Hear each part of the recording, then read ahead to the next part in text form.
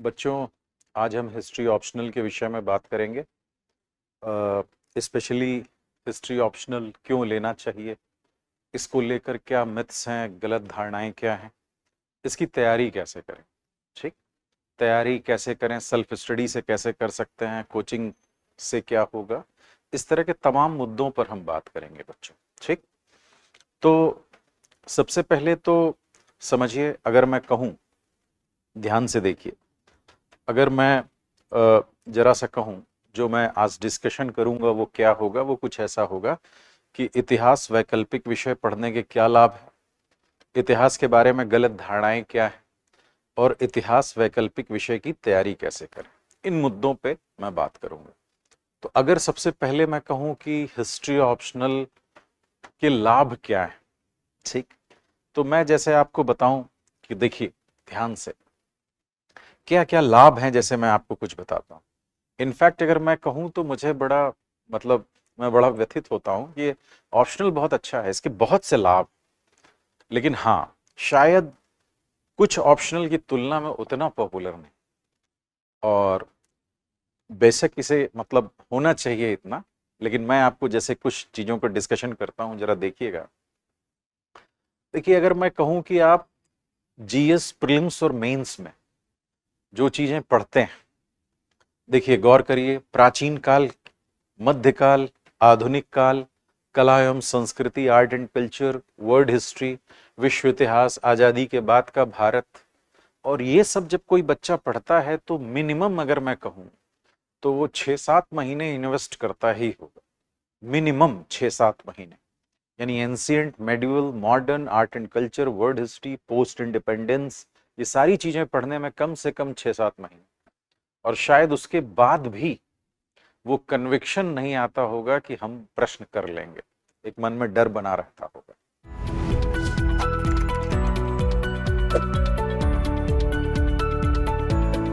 तो अगर आप हिस्ट्री ऑप्शनल लेते हैं तो इन सब चीजों से निजात मिल जाएगी, समझिएगा ध्यान से। दूसरा समझिए, इंटरनेशनल रिलेशन में बच्चों, हिस्ट्री ऑप्शनल का एक बहुत बड़ा लाभ है कि आप आईआर में बहुत बहुत साउंड बैकग्राउंड तैयार हो जाता है, समझिएगा ध्यान से। अब देखिए, मैंने यहां कुछ लिख रखा है, जैसे कोल्ड वॉर है, शीत युद्ध है, गुट निरपेक्ष आंदोलन है, नाटो है, यूरोपीय यूनियन है, संयुक्त राष्ट्र संघ है, इसके अलावा और भी कुछ, मैंने तो सिर्फ कुछ की पॉइंट्स यहां मेंशन किए हैं। बहुत सी ऐसी चीजें हैं जो आईआर का बेस बहुत स्ट्रांग बना देती। मैं अक्सर क्लास में अपने बच्चों से कहता हूं, बच्चे जो मुझे फीडबैक देते हैं मेरे ऑप्शनल के, मैं बता रहा हूं, वो ये कहते हैं कि सर, वर्ल्ड हिस्ट्री पढ़ने के बाद आईआर की जो 32 से 35 क्लासेस लगभग हुई, मतलब वो 1.25 से 1.5 महीने, हमने उन सारी 32-35 क्लासेस को 15-20 पेज में लिख लिया, और मुश्किल से 1 हफ्ते में कंप्लीट कर लिया। 1 हफ्ते के अंदर फटाफट क्लासेस उसका जिस्ट निकाल लिया। अब आप समझिए, आप जब ये पढ़ेंगे तो कोल्ड वॉर को आप बहुत अच्छे से पढ़ पाएंगे। कोल्ड वॉर में किस तरह की हिस्ट्री राइटिंग हुई है, बहुत डेप्थ में आप चीजों को पढ़ते हैं। गुट निरपेक्ष आंदोलन रटना नहीं होगा आपको, आप समझिए। आप गुट निरपेक्ष आंदोलन में नेहरू, नासिर, टीटो, आप समझ पाएंगे कि नेहरू, नासिर, इन दोनों की परिस्थितियां कैसे सेम थी, कैसे दोनों का झुकाव यूएसएसआर की तरफ था। समझिए, आखिर गुट निरपेक्ष आंदोलन किस बैकग्राउंड में इवॉल्व हुआ। आप सिर्फ पढ़ेंगे नहीं उसको सब्जेक्ट की तरह, आप उसको फील भी कर पाएंगे। नाटो, यूरोपीय यूनियन, अब जरा समझिए, अगर मैं कहूं तो यूरोप का एकीकरण हो रहा था बच्चों 1945 के बाद, द्वितीय विश्व युद्ध के बाद। एक सैन्य आधार पे हो रहा था जिसमें नाटो है, और एक आर्थिक आधार पे हो रहा था जिसमें यूरोपीय यूनियन। यूरोपीय यूनियन कैसे इवॉल्व हुआ यूरोपियन कम्युनिटी से, ये सारी बातें आप बहुत अच्छे तरीके से समझते हैं। संयुक्त राष्ट्र संघ, संयुक्त राष्ट्र संघ की क्या भूमिका होनी चाहिए, कहां फेल रहा, इन सब बातों को, और संयुक्त राष्ट्र संघ ही नहीं समझते, उसके पहले लीग ऑफ नेशन समझते हैं, उसके पहले भी कंसर्ट ऑफ यूरोप को समझते हैं। तो यानी आपका जो एक स्ट्रॉन्ग बैकग्राउंड तैयार होता है वो बहुत ही शानदार होता है। मतलब निश्चित रूप से कि अगर एक नॉर्मल बच्चा किसी ऑप्शनल का वो आईआर पढ़े और एक हिस्ट्री ऑप्शनल वाला आईआर पढ़े, तो डेफिनेटली आईआर की ज्यादा समझ हिस्ट्री ऑप्शनल वाले की बेहतर होगी, क्योंकि वो सारा बैकग्राउंड जानता है। वो क्रीमिया का युद्ध जब 1853 से 56 के बीच हुआ पहली बार, और 2014 में जब क्रीमिया पर रूस ने कब्जा किया, वो पूरा बैकग्राउंड जानता है। रूस कैसे पहले इस खेमे में था, बाद में धीरे धीरे जर्मनी से अलग हो गया और प्रथम विश्व युद्ध में एकदम अलग लड़े दोनों। इस तरह के सारे बैकग्राउंड को वो समझता है। देखिए, शायद हो सकता है आप में से जो बहुत फ्रेशर हो मेरी बात को उस गहराई से ना समझ पा रहे हो, लेकिन कुल मिला के अगर मैं एक लाइन में आपको अपनी बात को समराइज करूं, तो आप आईआर की चीजों को बहुत बेहतर समझ पाते हैं अगर आप वर्ल्ड हिस्ट्री अच्छे से पढ़ते हैं, उसकी अंडरस्टैंडिंग अच्छे से होती। ठीक। अब देखिए, पॉलिटी जब आप पढ़ते हैं, पॉलिटी में एक चैप्टर है संवैधानिक विकास, कॉन्स्टिट्यूशनल डेवलपमेंट। तो अब कॉन्स्टिट्यूशनल डेवलपमेंट हिस्ट्री पढ़ने पे बहुत स्ट्रांग हो जाता है। और ये कॉन्स्टिट्यूशनल डेवलपमेंट हिस्ट्री में तो आता ही है, पॉलिटी में भी आता है, प्रीलिम्स में भी आता है, मेंस में भी आता है। तो इसकी अंडरस्टैंडिंग बहुत अच्छी हो जाती। राज्यों का पुनर्गठन, संघ की अवधारणा, समझिए ध्यान से, ये सारी चीजें। अब संघ की क्या विशेषताएं होती हैं, कैरेक्टरिस्टिक्स क्या होते हैं, ठीक, कि आप उस चीज को जब अमेरिकन रेवोल्यूशन पढ़ते हैं, अमेरिकन कॉन्स्टिट्यूशन पढ़ते हैं, कैसे उस कॉन्स्टिट्यूशन में डिबेट हुई, मतलब डिबेट का मतलब northern state versus southern states, debate big states versus small states, सारी डिबेट्स के बाद कैसे उसको रिजॉल्व किया गया, इससे पूरी दुनिया के संविधानों ने सीखा बच्चों। तो वो सारा बैकग्राउंड आपका बहुत स्ट्रांग होता है। तो पॉलिटी में आपको हेल्प मिलती है। इसके अलावा इकोनॉमी, अगर जरा देखिए, आजादी के बाद भारत की आर्थिक नीतियां, जैसे योजनागत विकास, प्लान, अगर मैं कहूं डेवलपमेंट, मिक्स्ड इकोनॉमी, समाजवादी औद्योगिकरण का मॉडल। अब अगर आप रशिया को अच्छे से समझेंगे, रशिया को, यानी 1917 में रूस में क्रांति हुई, उसमें लेनिन आया, लेनिन ने कौन सी पॉलिसी, न्यू इकोनॉमिक पॉलिसी अपनाई, उसके बाद स्टालिन ने उसको रिप्लेस किया। स्टालिन ने पंचवर्षीय योजनाएं, कृषि का राष्ट्रीयकरण, इस तरह की तमाम जो पॉलिसीज अपनाई, और नेहरू कैसे उन सब चीजों से प्रभावित हुए, और पूरी दुनिया कैसे उन सब चीजों से प्रभावित हुई। जब 1929 के आर्थिक मंदी में सारी दुनिया पर इंपैक्ट पड़ा, तो रूस पर शायद उतना इंपैक्ट नहीं पड़ा, नेहरू पर कैसे इसका इंपैक्ट पड़ा, और नेहरू ने कैसे उस मॉडल को, समाजवादी मॉडल को अपनाया अपने आर्थिक विकास के लिए भारत को आजादी के बाद। इन सब की बहुत अच्छी अंडरस्टैंडिंग हो पाती है बच्चों जब आप वर्ल्ड हिस्ट्री को ठीक से पढ़ते हैं। तो ये जो बातें मैं बता रहा हूं, जरा सा कुछ और आपको बताता हूं। नक्सलवाद, माओवाद जैसे मुद्दे, बच्चे समझते ही नहीं कि माओ की आइडियोलॉजी क्यों ले रहे हैं, माओ कैसे डिफर है मार्क्स से, मतलब मार्क्स, लेनिन, माओ, इन सब में डिफरेंस क्या है। इस तरह की सारी बातें आप लेफ्ट विंग एक्सट्रीमिज्म जरूर पढ़ते होंगे, वामपंथी उग्रवाद के विषय में आप सुनते होंगे, जब भी आप इंटरनल सिक्योरिटी पढ़ते होंगे, इस तरह के मुद्दों की समझ आपको बेहतर होगी। ठीक। अब मैं कहूं अपडेशन की बात, तो इसमें बहुत कभी अपडेशन की जरूरत भी नहीं पड़ती बच्चों। अपडेशन की जरूरत पड़ती है, अभी मैं बताऊंगा कि करंट अफेयर से कैसे आपको रोल लेना है, लेकिन वो बहुत लिमिटेड रोल है। जैसे मैं अगर कहूं कि करंट अफेयर्स का रोल कहां है, तो करंट अफेयर्स का रोल निश्चित रूप से मैपिंग में है, कि अगर आपको गौर करना है कि कोई यूनेस्को वर्ल्ड हेरिटेज साइट है, जैसे धौलावीरा को इंट्रोड्यूस किया गया, हायर बेनाकल को इंट्रोड्यूस किया गया, उसी साल मैपिंग में क्वेश्चन पूछा, और मैंने देखा कि कहना नहीं चाहिए मुझे, कई लोगों ने उसको गलत तरीके से, जैसे हायर बेनाकल को गलत उसको लोकेट किया। या तो करंट की जरूरत पड़ती है, मैपिंग में जरूरत पड़ती है।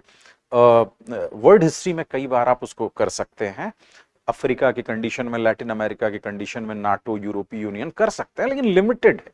यानी कुल मिला के मैं कहना चाहता हूं कि बहुत अपडेशन की जरूरत नहीं है। एक बार बढ़िया कॉन्सेप्ट बन गया, बढ़िया नोट्स बन गए, तो उसके बाद आपको बहुत ज्यादा मेहनत करने की जरूरत नहीं। यहां देखिए, मैं ये नहीं बताऊंगा कि उस सब्जेक्ट में बहुत अपडेशन की जरूरत पड़ती है, इस सब्जेक्ट में।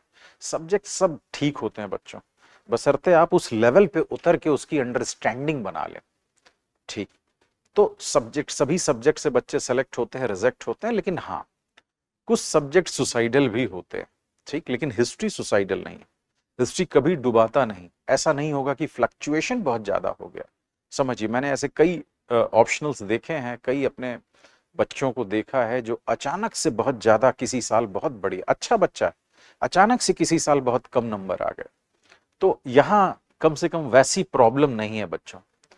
तो कुल मिलाकर मैं ये आपको समझाने की कोशिश कर रहा था कि हिस्ट्री पढ़ने के बहुत से फायदे हैं, बहुत से, आपका बहुत समय बचता है। निश्चित रूप से हर सब्जेक्ट के अपने कुछ फायदे हैं, प्रोस कॉन्स हैं, लेकिन मैं हिस्ट्री की बात कर रहा हूं कि बहुत फायदे हैं। ठीक, अब जरा देखिए, थोड़ा सा अगले बिंदु पे हम चलते हैं कि इतिहास के बारे में गलत धारणाएं क्या, मिथ्स क्या है। कुछ चीजें मैं आपको उसको भी समझाने की कोशिश करता हूं।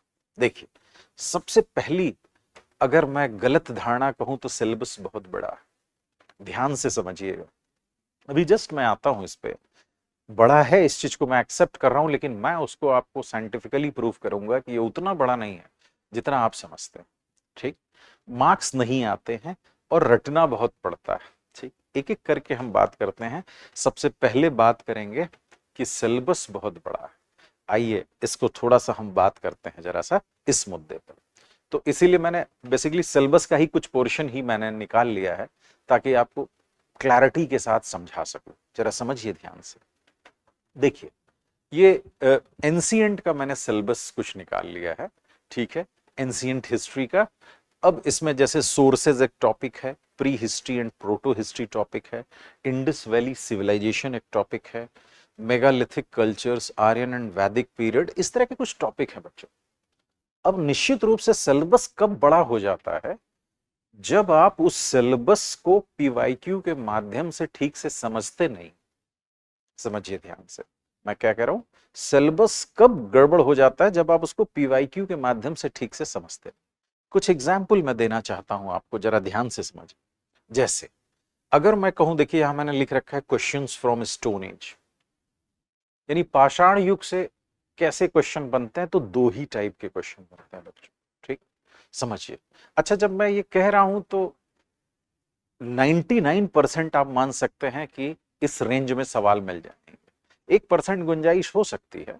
ठीक, तो अब जैसे समझिए, मैं कहूं स्टोन एज से कैसे क्वेश्चन बनता है, तो दो तरह के क्वेश्चन बनते हैं। एक कि नवपाषाण युग को क्रांति क्यों कहते हैं, क्या कहना उचित है कि नहीं है, इस पे क्या डिबेट्स है, मतलब एक क्रांति से क्वेश्चन बनता है, समझिए। दूसरा, नियोलिथिक पीरियड में रीजनल वेरिएशन कैसे दिखते हैं।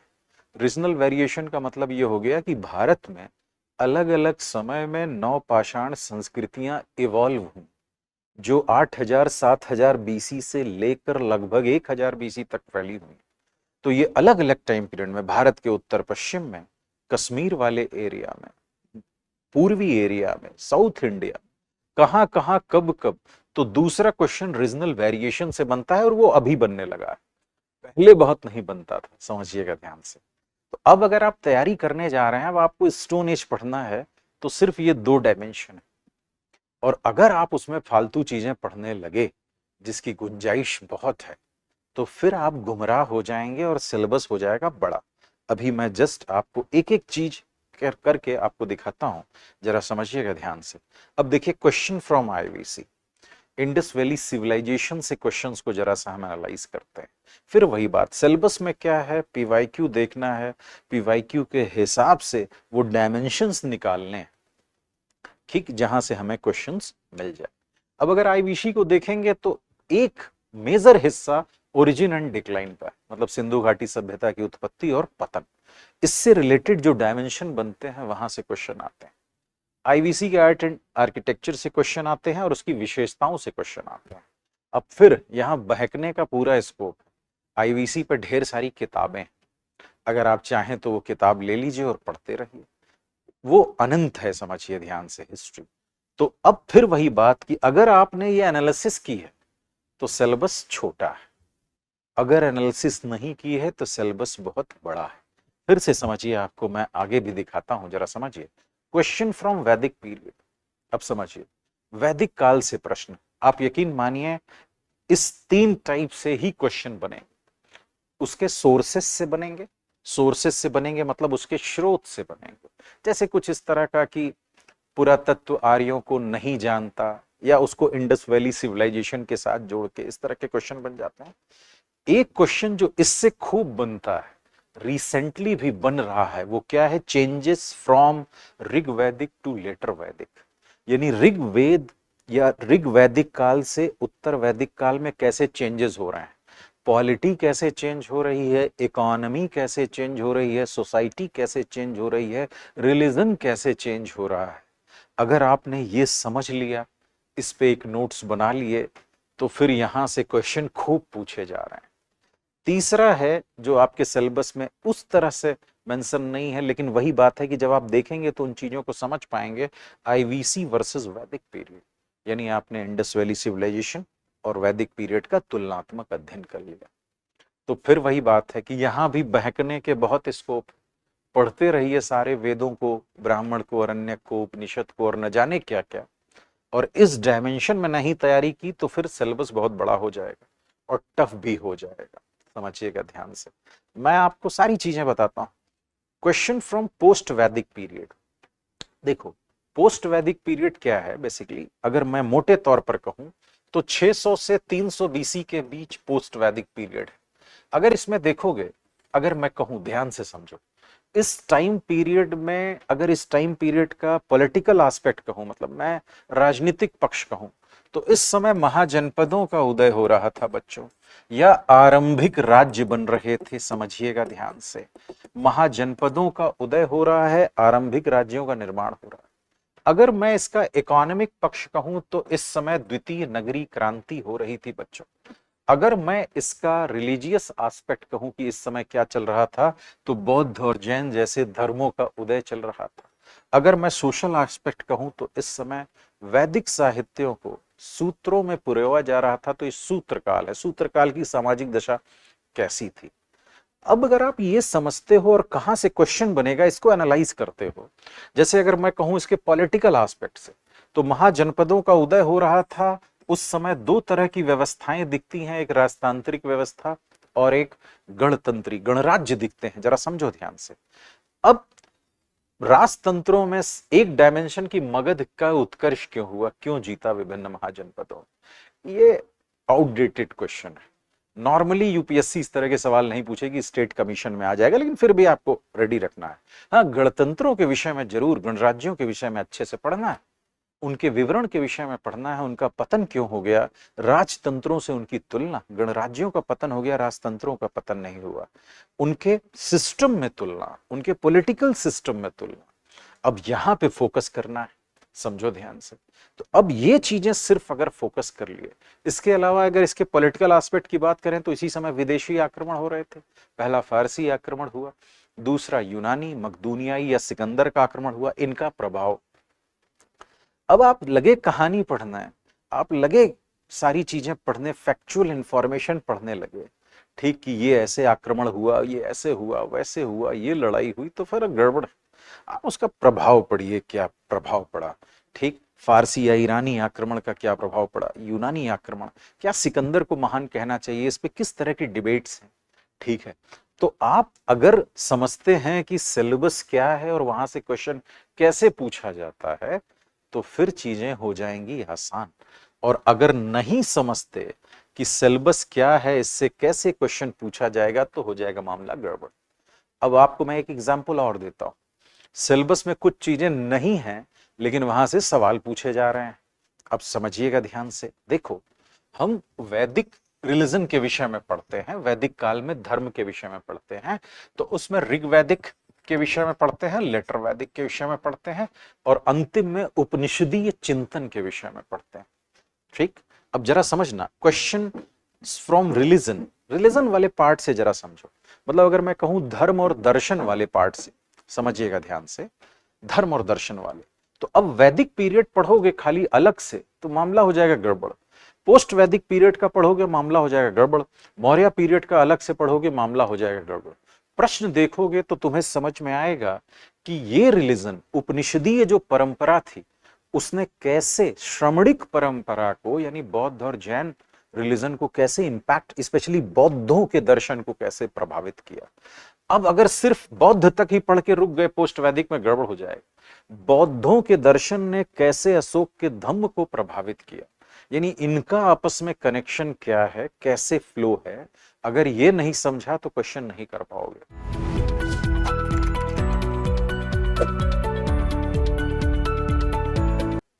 तो समझना ध्यान से, सिर्फ सिलेबस से काम नहीं चलेगा, सिलेबस को पीवाईक्यू के साथ मिलाना पड़ेगा और एनालाइज करना होगा, और उतना ही पढ़ना होगा जितने से आपका 99% काम हो जाए। समझ ही रहोगे मैं 100% क्यों नहीं कह रहा हूं, यानी आपको क्वेश्चन मिल जाएं सेलेक्ट होने तक के लिए। परफेक्शन से बचिएगा, नहीं तो मामला हो जाएगा गड़बड़। ठीक, तो अब अभी तक जो मैं आपको समझा रहा था वो क्या समझा रहा था कि सिलेबस बहुत बड़ा है। एक बात समझ रहा, सिलेबस बड़ा नहीं है, निश्चित रूप से बड़ा है, लेकिन अगर आप उसकी एनालिसिस करते हैं तो आपको वो छोटा लगने लगेगा, और एक बार समझ के बस नोट्स बनाने की बात है। तो पहली बात। दूसरी बात देखिए, एक मिथ है कि मार्क्स नहीं आते। अब मैं एक आपको बस इसी बार का एक एग्जाम्पल देता हूं। आप शायद जानते होंगे, रविराज जी हैं, 182 रैंक आई है और 296 के करीब मार्क्स आए हैं। जितना मैं उन्हें जानता हूं, उन्होंने अभी अपने पोटेंशियल का 70% यूज किया होगा। अभी बहुत ज्यादा स्कोप है, समझिए ध्यान से।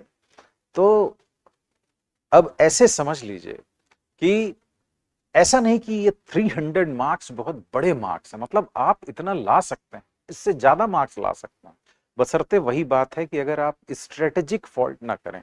मैं उस पर भी आऊंगा अभी। स्ट्रेटेजिक फॉल्ट नहीं होनी चाहिए, अगर आपने किया तो फिर मामला हो जाएगा गड़बड़। तो मार्क्स आते हैं भाई। इस बार कई बच्चे मेरे पास आए। बच्चे कैसे आए कि इतिहास के कुछ बच्चे सेलेक्ट हो गए, उनके अच्छे मार्क्स भी आ गए। प्रीलिम्स में इस बार इतिहास में से 16 क्वेश्चन आ गए। उनको लग रहा था अरे तो बड़ा, तो सब आए मेरे पास कि सर इस बार इतिहास में से बहुत सिलेक्शन हुआ है, मार्क्स प्रीलिम्स में खूब रोल है, और उसमें मेंस का भी रोल है। प्री वाले शायद जो सिर्फ प्री के लिए पढ़ते हैं शायद उस तरह ना कर पाए। तो मैंने उनसे कहा कि सिर्फ ये देख के नहीं ऑप्शनल का चुनाव कर लीजिए, वैसे भी इसके बहुत लाभ, जो मैं आपको बताता रहा हूं कि ये कभी डुबाता नहीं है बहुत ज्यादा, अगर आप सामान्य समझ रखते हैं तो। मैं ये नहीं कहूंगा कि अगर आपकी अंडरस्टैंडिंग ही नहीं है क्वेश्चन की, आप आत्मा को नहीं समझ पा रहे हैं, उसके इंटेंट को नहीं समझ पा रहे हैं, लिख कुछ और रहे हैं, तो मैं बात नहीं कर रहा हूं। सामान्य समझ आपने एक बना ली है तो आपको एक एवरेज मार्क्स मिल ही जाएंगे। तो भाई मार्क्स नहीं आते, ये भी मैं बहुत उचित इसको नहीं मानूंगा। दूसरी बात, रटना बहुत पड़ता है। अब देखो, मैं एक लाइन में कहूं कि 98-99% जगह एकदम नहीं रटना पड़ता। इवन एंशिएंट तक जैसी जगह पे, मेडिवल जैसी जगह पे भी नहीं रटना पड़ता, यकीन मानो। और अब मैं कैसे कहूं कि अगर आप किसी मेरे बच्चे से मिलेंगे, बात करेंगे, तो शायद वो बताएगा आपको कि रटना तो कुछ है ही नहीं, बहुत लॉजिकल है भाई, बहुत लॉजिकल। चाहे वो कोई सेगमेंट हो, मतलब मॉडर्न और वर्ल्ड को छोड़िए, वो एंशिएंट और मेडिवल जैसा भी सेगमेंट है तो बहुत लॉजिकल है। हाँ, क्या रटना पड़ता है कि थोड़ा पॉइंट्स ध्यान देने पड़ते हैं। कोई भी डेट वेट इस तरह की चीजें कुछ ऐसा नहीं रटना, कुछ पॉइंट्स दिमाग में रखने होते हैं, और वो भी धीरे धीरे आप जब पकड़ने लगेंगे तो आप कर लेंगे। कि अगर किसी की राजनीतिक व्यवस्था है, सामाजिक व्यवस्था है, तो आप धीरे धीरे पकड़ने लगेंगे कि सामाजिक व्यवस्था है तो उसमें हम देखेंगे कि क्या कोई हायरार्की है, क्या कोई सिस्टम ऐसा है, जैसे वर्ण व्यवस्था, जाति व्यवस्था जैसा विभेद है, तो समाज के 50% हिस्से महिलाओं की क्या स्थिति है, दास प्रथा की क्या स्थिति है। आप अगर कोर पकड़ने लगेंगे तो आपको पॉइंट भी धीरे धीरे याद होने लगेंगे। समझो ध्यान से। तो कहने का मतलब यह है कि रटना बहुत पड़ता है, ये तो पूरी तरह से मैं कह सकता हूं टोटली मिथ है। ठीक है, समझिएगा ध्यान से, बशर्ते आप उस सब्जेक्ट को समझे हो, उसको जिए हो।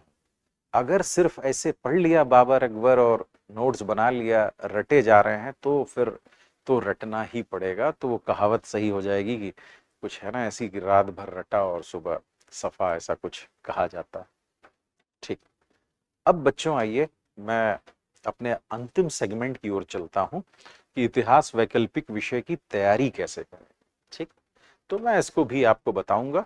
देखिए जरा सा, थोड़ा सा ध्यान से देखिए, शायद थोड़ा छोटा दिख रहा होगा लेकिन मैं बोलता हूं आप समझ जाएंगे। इतिहास वैकल्पिक विषय की तैयारी कैसे करें, मैंने यहाँ 2 कॉलम बना रखे हैं, एक सेल्फ स्टडी और एक कोचिंग। ठीक, मैं दोनों बातें करूंगा कि आप दोनों से कर सकते हैं, बस गलतियां मत करना। कोचिंग करो तब भी गलतियां मत करना, सेल्फ स्टडी करो तब भी गलतियां मत करना। देखो ध्यान से समझो, कोचिंग, अब देखो दोनों में मैंने लिख रखा है, अगर सेल्फ स्टडी कर रहे हो तो सोर्स क्या होना चाहिए, मतलब कौन से स्रोत आप यूज करेंगे, किससे पढ़ाई करेंगे, और स्ट्रेटजी क्या होनी चाहिए।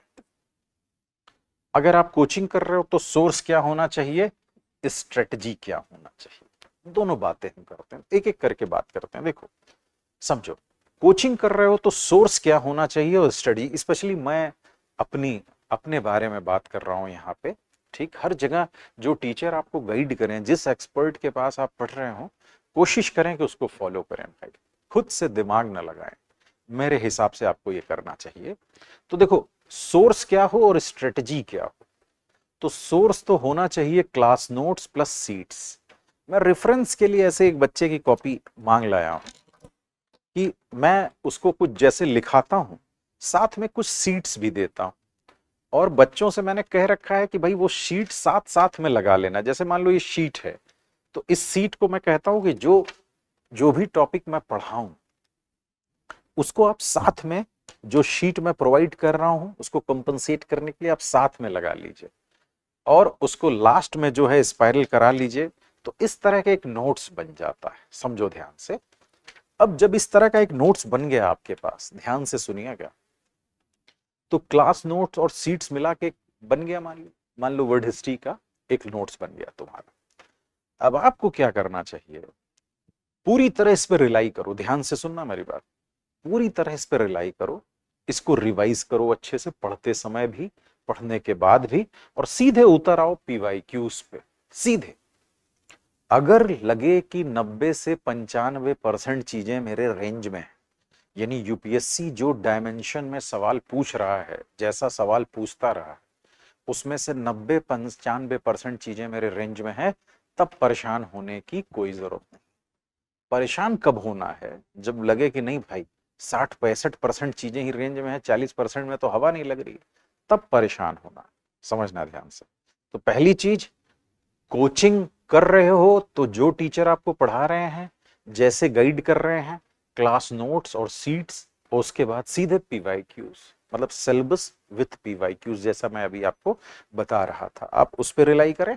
और अगर 90 से 95% चीजें रेंज में हो तो आगे बढ़ो। समझो ध्यान से, बहुत किताब विताब पढ़ने की जरूरत नहीं। एक इंपॉर्टेंट बात, किताब पढ़ने से लाभ मिलेगा, मैं ये कतई नहीं कह रहा हूं कि किताब पढ़ने से लाभ नहीं मिलेगा। आप पढ़ोगे, आपको इंफॉर्मेशन नई नहीं मिलेगी, कई चीजें बेहतर तरीके से समझ में आएंगी, लेकिन जरूरत क्या है, अगर आप क्वेश्चन करके सेलेक्ट हो जा रहे हो, सेलेक्ट होने के लिए मेंस के मार्क्स और इंटरव्यू के मार्क्स, अगर आप किसी तरह ये मैनेज कर ले रहे हो तो जरूरी है किताबें पढ़ना। समझो, तो आपको पहले अटेम्प्ट में क्या करना चाहिए, कायदे से इस पे और इस पे पूरी तरह से रिलाई करते हुए करना चाहिए काम। किसी वजह से रह गया, मान लो तुम्हें लगा कि यार फला सेगमेंट में वो बात नहीं आ रही, वो कन्विक्शन नहीं आ रहा है, उस पे किताब पढ़ लो, उस पे उस पर्टिकुलर चैप्टर पे किताब पढ़ लो। लेकिन ये नहीं कि किताब उठाया एक तरफ से और इसके कॉस्ट पे किताब मत पढ़। मतलब कि होता क्या है, जैसे समझो ध्यान से, बच्चे क्या करता है, उदाहरण के लिए बता रहा हूं, ध्यान से समझ। मान लो 1857 का विद्रोह पढ़ाया जा रहा है सपोज, तो अब मैं 1857 का विद्रोह पढ़ा रहा हूं। अब बच्चा पूछता है सर एनसीईआरटी पढ़ लें, सर फला किताब पढ़ लें, उसके अलावा दूसरी कोचिंग का नोट्स, तीसरी कोचिंग का नोट्स, चौथी कोचिंग का नोट्स, ढेर सारा। अब सारा 1857 का विद्रोह खुला है, सोचता इन सबको मिला कि इतना नायाब नोट्स तैयार करूंगा कि मैं एग्जाम में लिख दूंगा और एग्जामिनर के पास मेरी कॉपी जाएगी तो एग्जामिनर खुद नोट्स बनाने लगेगा। ऐसा नायाब नोट्स कोई जीवन में नहीं तैयार कर पाता, मैंने भी नहीं तैयार किया, अभी तक नहीं तैयार किया। समझिएगा ध्यान से, आप उस चक्कर में कतई ना पड़े। मैं एक चीज ये कहूंगा, स्पेशलाइजेशन मत करो। अगर मैंने 10 पॉइंट लिखा दिया तो आप सोचते हैं कि 2-3 पॉइंट और कहां से जुटा के लिख लूं। अरे एग्जाम में 5 ही 6 लिख पाओगे भाई, 7 लिख पाओगे। अगर 10 लिख लो तो 15 जुटा लो। समझो ध्यान से। तो ध्यान में ये रखना है कि आपकी स्ट्रेटजी क्या होनी चाहिए। समझिए कि आप सोर्स लिमिटेड रखें, बार बार रिवाइज करें और सिलेबस प्लस पीवाईक्यू के साथ पढ़ें। और जैसे मैंने आपको एनालिसिस बताई उस तरह का एनालिसिस होना चाहिए आपका।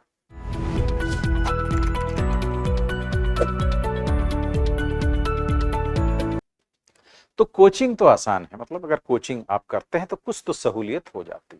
अगर आप कोचिंग नहीं भी करना चाहते, मैं फिर वही कहूंगा, तो आइए आपको बताता हूं कि अगर आप सेल्फ स्टडी करना चाहते हैं तो फिर सेल्फ स्टडी में क्या आ जाएगा, सोर्स और स्ट्रेटजी। स्ट्रेटजी तो यहां भी बदलने वाली नहीं है।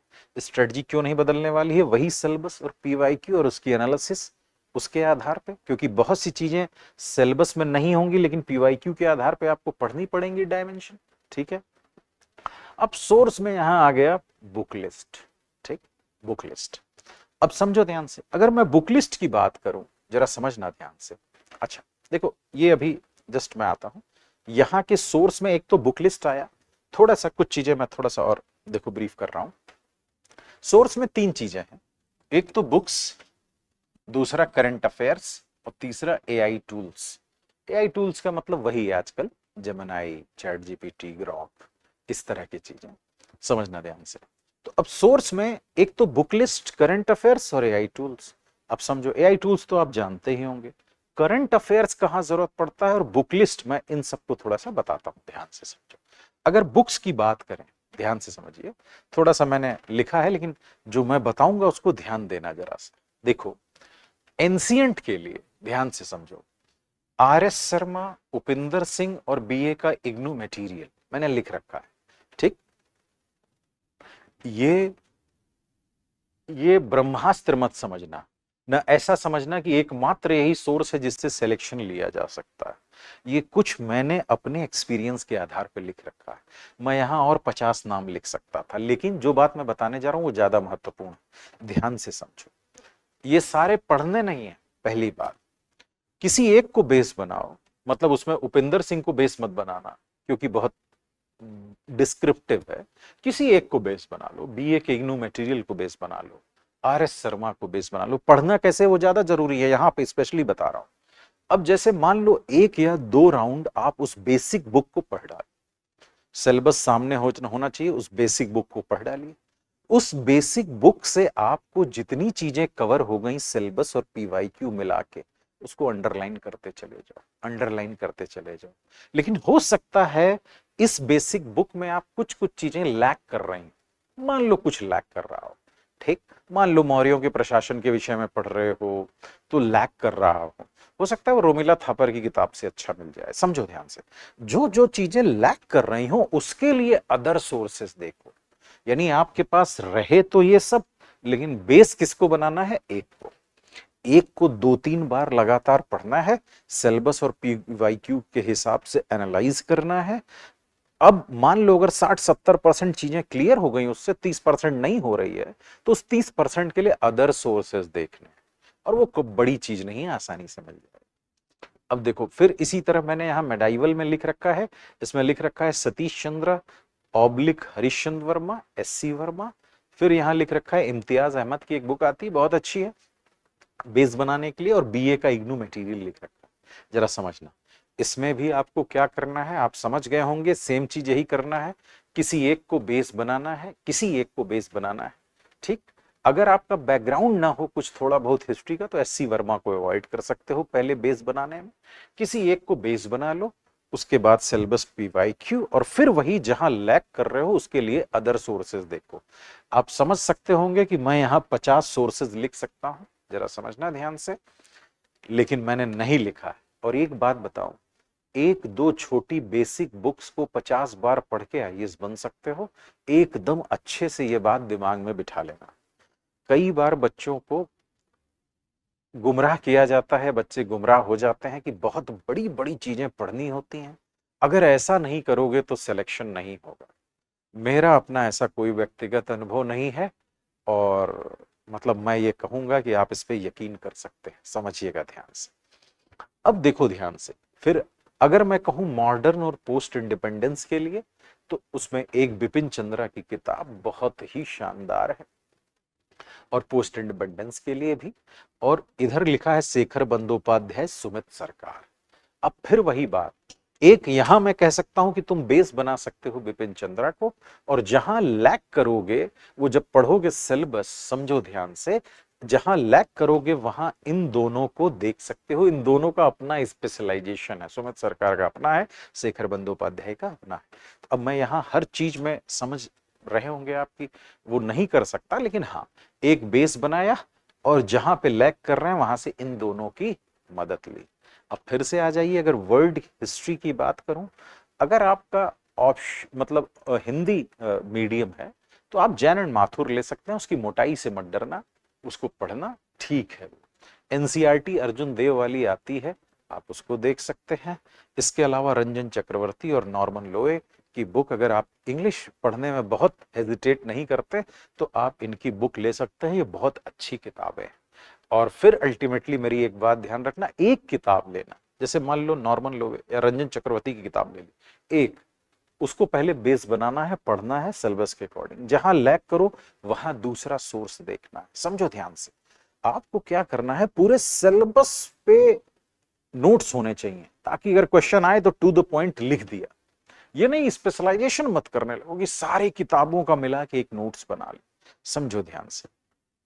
अब आर्ट एंड कल्चर में आ जाओ, इसमें मुझे बहुत कंफ्यूज, बहुत से बच्चे मेरे पास आते हैं, नोट्स ले जाते हैं आर्ट एंड कल्चर के फोटोकॉपी करा के, मेरे ऑप्शनल वाले बच्चों से मुझसे पूछते हैं कि कोई बताइए क्या करें, कैसे पढ़ें। मेरे पास कोई सोर्स बताने के लिए है नहीं, मार्केट में बहुत सी किताबें आती हैं, कोई एक ऐसा सोर्स रहता तो शायद मैं आपको गाइड कर देता। यहाँ मुझे बड़ा वो होता है। अब हम लोगों ने मतलब पढ़ पढ़ के धीरे धीरे अपना वो थोड़ा सा डेवलप कर लिया है, तो इसलिए अब इस तरह की समस्या नहीं होती। लेकिन आप एनआईओएस वाली आर्ट एंड कल्चर की, सीसीआरटी की आती है या एनसीईआरटीज आती हैं, ठीक है, उनको आप कंसल्ट कर सकते हैं। लेकिन मुद्दा यहाँ भी वही है, बहुत भटकना मत, हाय मेरा आर्ट एंड कल्चर छूट गया ये। हालांकि मैं मतलब आप ये मत समझिएगा, जो मेरे बच्चे होते हैं बहुत कॉन्फिडेंट होते हैं आर्ट एंड कल्चर में, बहुत अच्छे से पढ़ते हैं, क्वेश्चन हूबहू उनको अभी फिलहाल रिसेंट ईयर्स में मिल जा रहे हैं। लेकिन फिर वही बात है, देखो प्रीवियस ईयर्स क्वेश्चन को एनालाइज करो, जैसे पूछ रहा है उस हिसाब से एक तैयारी कर लो। सिर्फ मार्केट में घूमते मत रहना, हाय मेरा क्या होगा, ये छूट गया वो छूट गया। तो अगर आप अपने से भी करना चाहोगे तो इन चीजों के माध्यम से आप कर लोगे, कोई एक किताब भी ले सकते हो, ठीक है। तो आपको ये बुक्स की लिस्ट आप फॉलो कर सकते हैं, या कोई और रिकमेंड करे तो आप उसको फॉलो कर सकते हैं। स्ट्रेटेजिक फॉल्ट नहीं होनी चाहिए। स्ट्रेटेजिक फॉल्ट का मतलब यह है कि 50 चीजें मत पढ़ने लगना, एक को बेस बनाना, बाकी धीरे धीरे जहां लैक करते हो उसमें से देखना, ठीक। अब जरा सा आगे आ जाते हैं, करंट अफेयर्स की जरूरत कहां पड़ती है। करंट अफेयर्स की जरूरत कई बार मैपिंग में पड़ जाती है। मैपिंग में स्पेशली जो UNESCO world heritage sites declare होती हैं उसको ध्यान से देखें। अगर धौलावीरा डिक्लेयर हो रही तो धौलावीरा को क्यों डिक्लेयर किया गया, आप यूनेस्को की वेबसाइट पे भी चले जाएंगे तो क्या रीजंस हैं वो दे देंगे, कहीं भी मिल जाएगा। हायर बेनाकल है तो क्यों दिया गया, इस तरह की चीजों को गौर करना। अक्सर देखा क्या जा रहा है कि इन चीजों से मैपिंग में एक तो लोकेशन आ ही जाती। करंट अफेयर्स की जरूरत, अपडेशन की जरूरत कहां पड़ती। इसके अलावा वर्ल्ड हिस्ट्री में जैसे नाटो है, यूरोपीय यूनियन है, अफ्रीका है, अफ्रीका की ये स्थिति क्यों है, लैटिन अमेरिका, अफ्रीका और लैटिन अमेरिका क्यों इतने पिछड़े हुए हैं, United nation and global disputes, इस तरह की चीजों में भी आप थोड़ा सा अगर करंट अफेयर्स को अपडेट रखेंगे और थोड़ा थोड़ा ऐड करेंगे, वो तो आपको पढ़ना ही है, आईआर वगैरह सारी चीजें, तो बेहतर होगा। अब हाल ही में आपने देखा होगा कि पाकिस्तान को ही पता लगा सिक्योरिटी काउंसिल के बहुत से इंपॉर्टेंट चार्जेस और क्या क्या टेररिज्म पे बहुत से चार्जेस दे दिए। तो इस तरह के एग्जाम्पल्स अगर कोट करोगे तो अच्छा होगा, अच्छे मार्क्स मिलेंगे।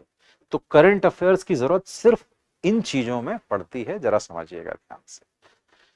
तो अब कुछ स्पेशल नोट मैंने लिख रखे हैं जो मैं थोड़ा करता हूं जिससे बच्चे थोड़ा कॉन्फिडेंट फील करते हैं। वो स्पेशल नोट क्या है, देखिए मैं क्या करता हूं। सबसे पहला लिखा है 11 basic videos for ancient Indian history. जरा समझिएगा, जब भी मैं एंशिएंट शुरू करता हूं उसके पहले बच्चों के अकाउंट में 11 लगभग वीडियो प्राचीन इतिहास पे वो डलवा देता हूं। जैसे मान लीजिए 1 महीने बाद एंशिएंट शुरू होने वाली है तो 1 महीने पहले, 20 दिन पहले डलवा दिया। बच्चों से कहता हूँ रोज आधे घंटे 1 घंटे देख के कंप्लीट करो।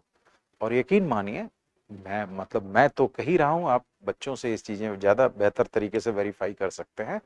अगर वो 11 वीडियो किसी बच्चे ने देख के अच्छे से तैयार कर लिए हैं तो उसका इतना स्ट्रांग बेस हो जाता है कि उसका एंशिएंट से भय खत्म हो जाता है, प्रीलिम्स के फैक्ट से भय खत्म हो जाता है।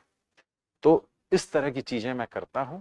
इसके अलावा कुछ मेडिवल हिस्ट्री से रिलेटेड 9 बेसिक वीडियोस ऐड करवा देते हैं। इसके अलावा मॉडर्न इंडियन हिस्ट्री से, यानी पढ़ाने के पहले एक बेसिक और साथ में प्रीलिम से भय और उस चीज से भय समाप्त करने के लिए सारी चीजें की गई हैं। जरा समझिएगा ध्यान से। Special classes art and culture पे अलग से, मिला के नहीं, इस पे अलग से क्लास ली जाती है। इसके अलावा कुछ एनिमेटेड वीडियोस वर्ड हिस्ट्री की बेहतर अंडरस्टैंडिंग के लिए, ताकि आप चीजों को विजुअलाइज कर सकें, उन चीजों को फील कर सकें, उसके लिए कुछ चीजें ऐसी प्रोवाइड की जाती हैं। तो अगर आप इन चीजों का ध्यान रखेंगे और बहुत गुमराह नहीं होंगे तो मुझे लगता है कि शायद आप बेहतर मार्क्स पा सके, और उसकी गुंजाइश बहुत आगे तक है। ठीक, तो आज का सेशन यहीं तक। Thank you.